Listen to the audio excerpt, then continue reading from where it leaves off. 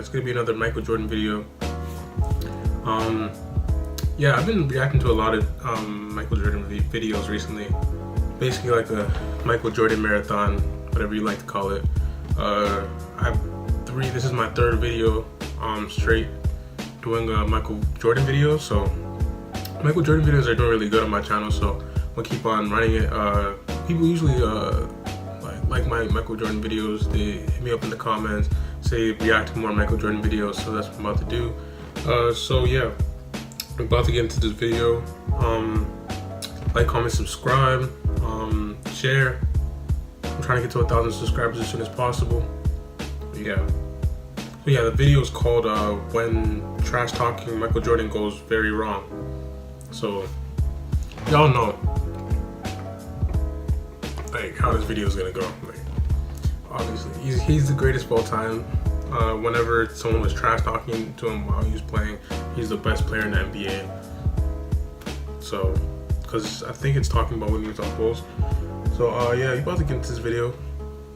Yeah, as y'all know, Jimmy Howler videos are interesting. If you've never watched a Jimmy Howler video, just know this video is about to be like, it might blow your mind a little bit. It's gonna be informative, and yeah, it's gonna be an interesting video to watch. So yeah, let's get into it. If you're gonna talk trash, you better be prepared to back it up. Facts. Also, it's probably not a good idea to trash talk the best player on the planet. Facts.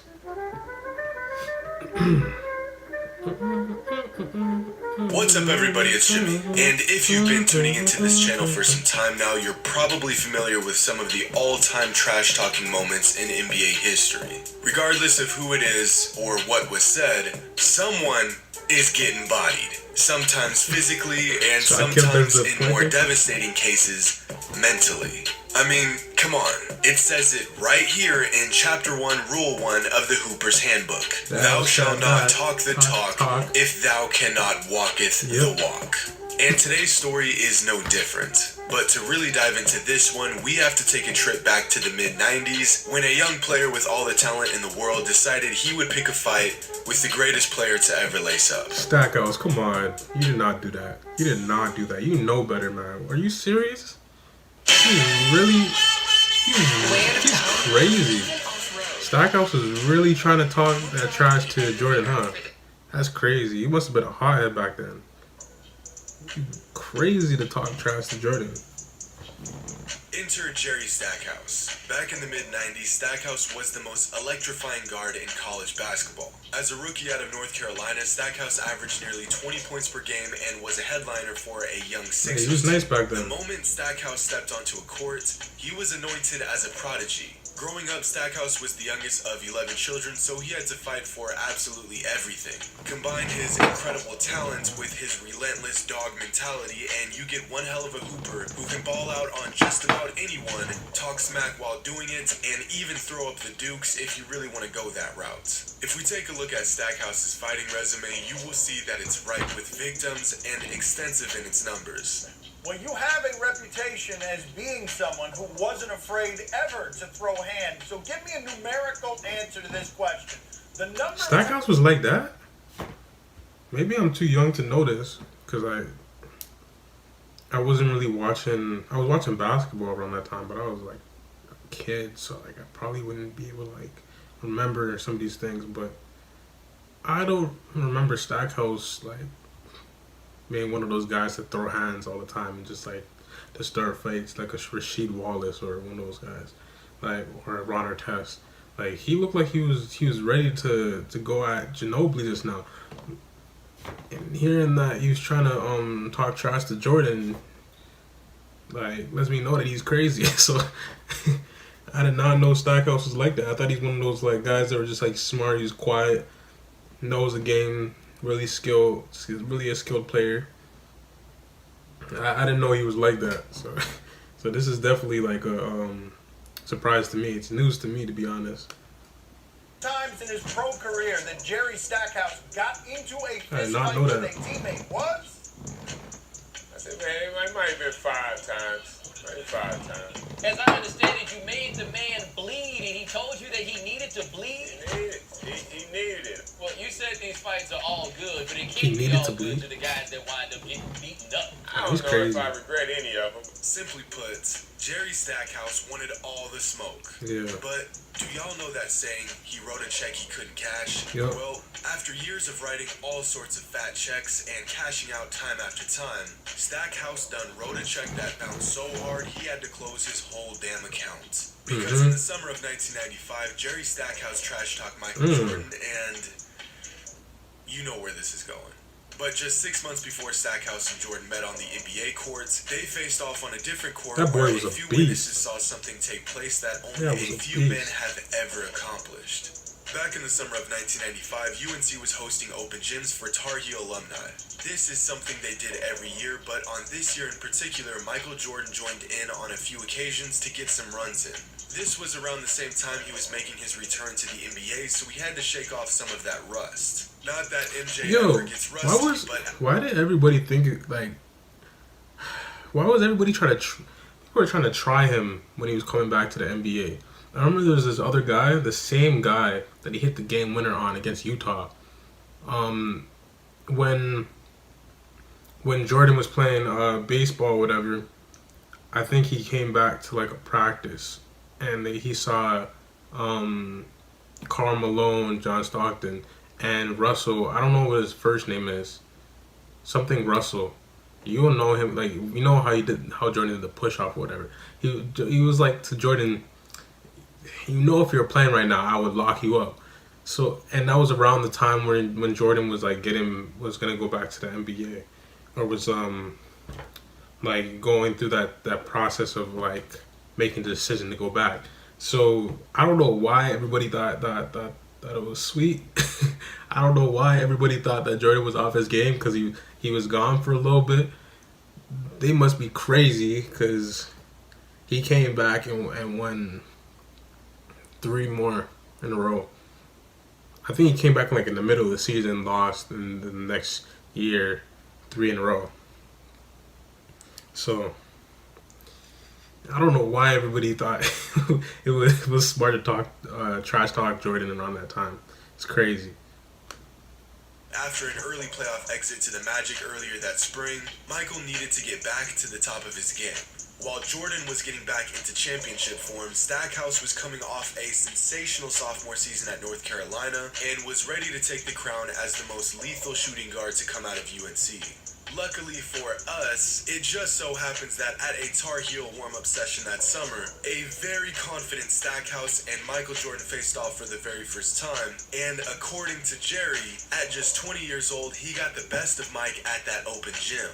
In fact, Stackhouse recalls beating Jordan so badly that they ended up playing one-on-one, and he beat Michael Jordan in that as well. What? Stackhouse got so ahead of himself that he even went off and told the media about his one-on-one victory against Mike, letting everyone know that as a college kid, he beat Michael Jordan twice in the same day. Now, MJ being MJ, never addressed Jerry's comments to the media, but little did Stackhouse know, Jordan heard his comments, made note of them, and was biding his time, waiting for the right moment to teach the young kid a lesson. Yeah, because Okay, one-on-one runs 5-on-5, but like when you get to the court in the NBA, that's when Jordan's like really like gonna be on you. He's gonna mark down that date. He's gonna come for you. He's gonna come for you. He's gonna give you 50. Okay, he's gonna give you 50, and he's gonna get the W. So, okay, you beat him in one-on-one. Okay, cool. But when you actually get to the real game where it actually matters, and you have to guard him in the NBA, that's a different monster. Like, I don't even think Jordan was going 100%. Probably wasn't. He probably wasn't going 100%. And in game, Jordan's 80% will cook Jerry Stackhouse. Jordan's 75% will cook Jerry Stackhouse. Like, him not trying. So he probably, like, he was in runs. He's probably, you know what, I'm gonna play, but I'm not gonna be like going all out like it's an NBA game or whatever. He gets to the next game, and we're gonna see what happens. Probably gave him 50. lesson that he would soon never forget. I was a good player, but something was We holding about me to see what back. happens. Even with programs I use, I wouldn't be just surprised if wasn't he gave him doing it 60. mentally. Fast forward a few months, and Stackhouse is now in the league, having an absolute monster rookie season, averaging 19-4-4, but still struggling to put together some wins. Yeah. And regardless of their team's success, it was clear that Stackhouse was going to be a star in the NBA for years to come. Mm-hmm. But no matter how many points he put on the board, no matter how many heads he turned, Stackhouse couldn't avoid that inevitable matchup against the man that he beat one-on-one. That man who was leading the MVP race, averaging 30 points a game, and was sitting on a 29-3 record on the season. It was a matchup that every fan was looking forward to, but one that I wouldn't be surprised if Stackhouse lost sleep over. Imagine you're a 21-year-old rookie. Everyone is in awe of the tear you've been on. You got the world at your fingertips, and then you remember you talk shit to the best player to ever play the game, and you have to face off against the man of the week. Now, leading into this game, Stackhouse and his teammate Vernon Maxwell were asked about Jordan's return to the NBA. This was a big moment for the game. MJ coming out of retirement to light up the basketball world once again. Just before the game, when asked about Michael's return to the NBA, Vernon Maxwell said that Jordan was overhyped and he was sick of hearing about him, saying to the press, "To hell with Michael." Mind you, Vernon Maxwell is one of a few players that openly hates Jordan. He has said on numerous occasions that he wanted to fight him and that the Bulls were no match for the Rockets in the 90s. He's a hater. Stackhouse What's he basically talking voiced about? the same opinion on Jordan's return as well. When asked This is around the time when he went 3 in a row and then went to play baseball. What is he talking about? 3 in a row, 3 times. You're leading a team that won 3 championships in a row, and you're gonna talk trash about him. You have no say. You have no say. I think the Rockets. Maybe that's why he's big headed, because the Rockets. I think they won when Jordan was gone. I think they won when Jordan was gone, but he wasn't the main player. That was Elijah Wan. So.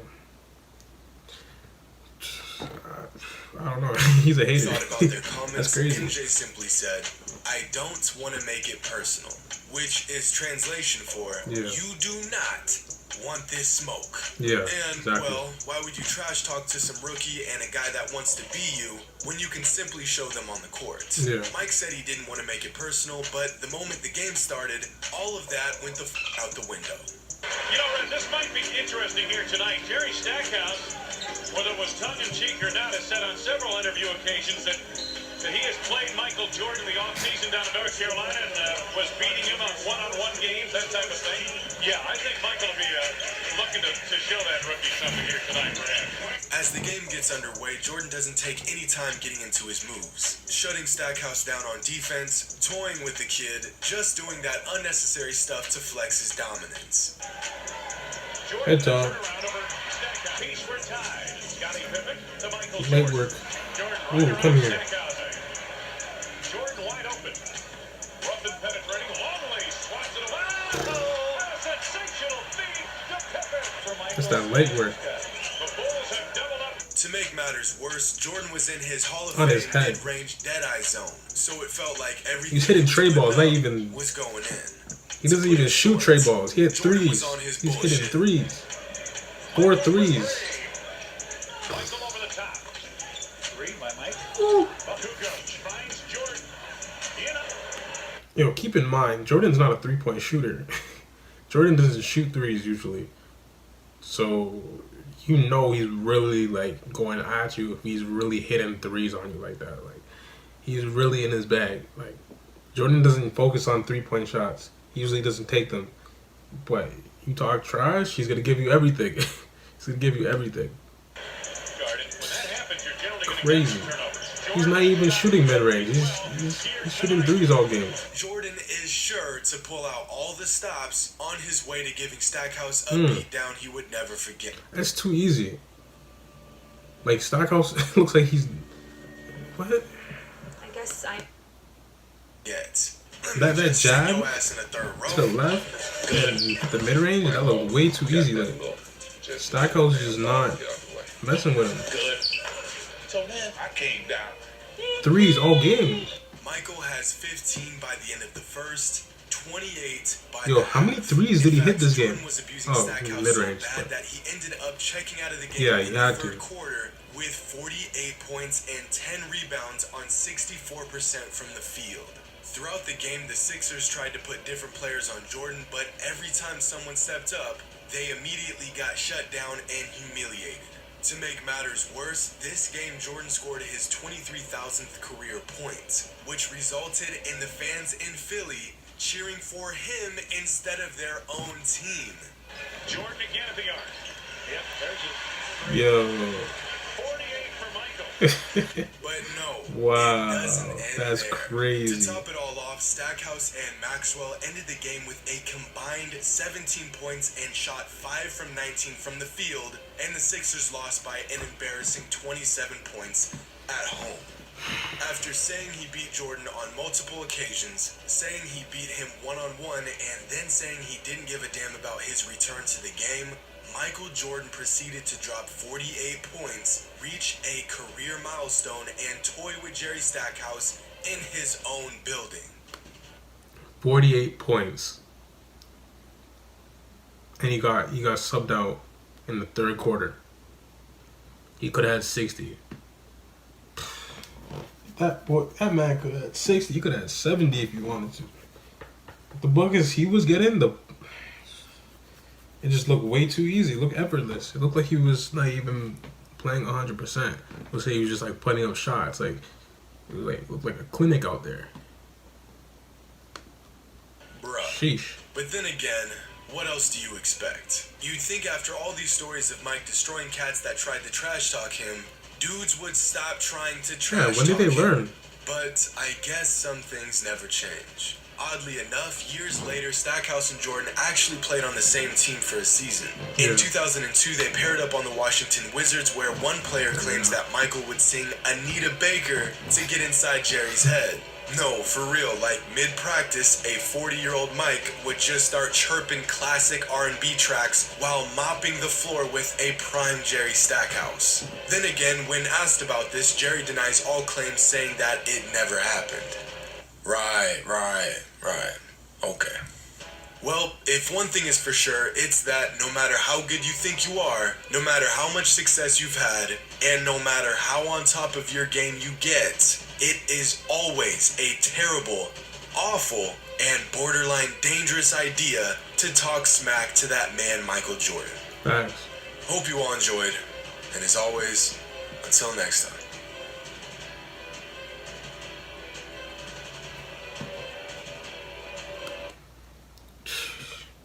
I don't know why they do it. I don't know why people talk trash to Jordan. I don't know why people... Yo, the two people you not talk trash to... I feel like if you have a guy that's just like the best player in the league at the time, you do not talk trash to him. Like LeBron. If you talk trash to LeBron, like LeBron is not like... He's a pass first player, but he still can score the ball. If you talk trash to LeBron, he's gonna turn into a different beast.